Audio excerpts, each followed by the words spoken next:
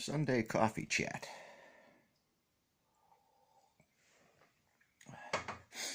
Different direction.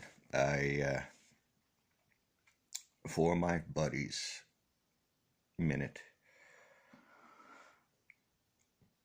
I've been in the Portland area for 8, 9, 10 years now.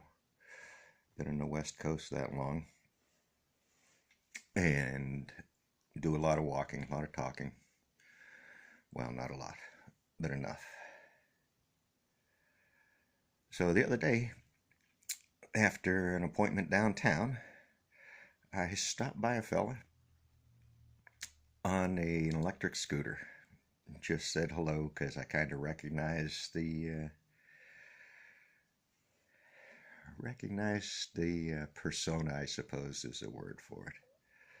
So I got to talking to this man, complimented his scooter because they're nice and they are very hard to get unless you can afford one.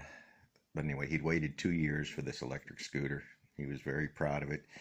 He needed the scooter because basically his body was deteriorating away. So I talked with half an hour, 45 minutes with a Vietnam era compadre. And for us, it was all just cool banter. But anybody walking by would have thought, whoa, these people are stuck in time. But the gentleman, just a few years my senior, enjoyed talking. So he was ex-Marine, Vietnam, 18 years in, destroyed his body. And now he's out, and our social services are taking reasonable care of him. The social services that people want to take away. So I don't stop people on the street usually unless I know that, there's something there. I don't chat like that. I will stop and give somebody a cigarette if they're old enough. So I've done this for years. I've done it in a lot of the places I visited, just, chat here, a chat there. So among my veteran buddies, of all the people I know from all the conflicts, and I want to say, the best one I know is Vietnam because I was raised around Camp 4. I was in the service around the stories from Vietnam. And as a non-combat veteran, knowing that could happen, you do listen, In between the stories are little notes that you might need in the jungles of far away. So, just a side note to that, to these great conversations with good people. And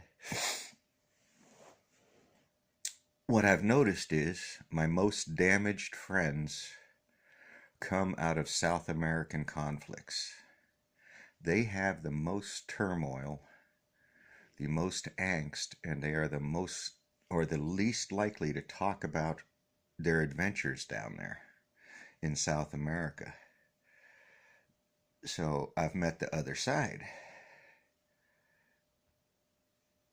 The folks that go down to South America to help the good guys or the bad guys. You could argue which side is which here because of the reasons for our interventions in South America over the decades. So there's two reasons that we intervene in South America. One is mineral rights. South America is one of the largest mineral resources areas for the Americas that there is.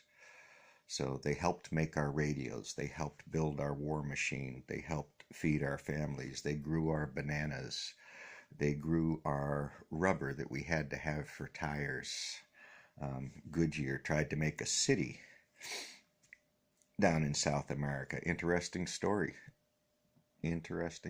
Goodyear's dream utopian city of, guess what? Guess what color people? Failed miserably. A man with all that wealth couldn't build utopia. Act surprised. So, my damaged buddies out of the South Americas, it really is troubling. The depth of some of the turmoil because of the things that they had to do or the things that they saw and they couldn't undo, the things they were asked to do that weren't quite right. And these were a little more subtle. This wasn't strafing Vietnam, this was drug interdiction. Um, this was burning fields of coca up in the mountains and destroying villages around them and teaching other people how to do this kind of guerrilla warfare. But it's not guerrilla warfare for the people, it's guerrilla warfare so that mine out in the middle of the jungle can keep running. It can get its goods and services out and be sold across the planet. So, I don't honestly know what the churn, what that churn is. It seems so deep in my friends that have been through South America. It is hard to draw them out in conversations what's bugging them, even if you've got, some tools to help figure out what's going on. And even if you do know, you really can't. All you can try and do is help it not happen again. So there's my short noise for the day. Semper Fi. I don't want to say go USA. I want to say go humans. Rah.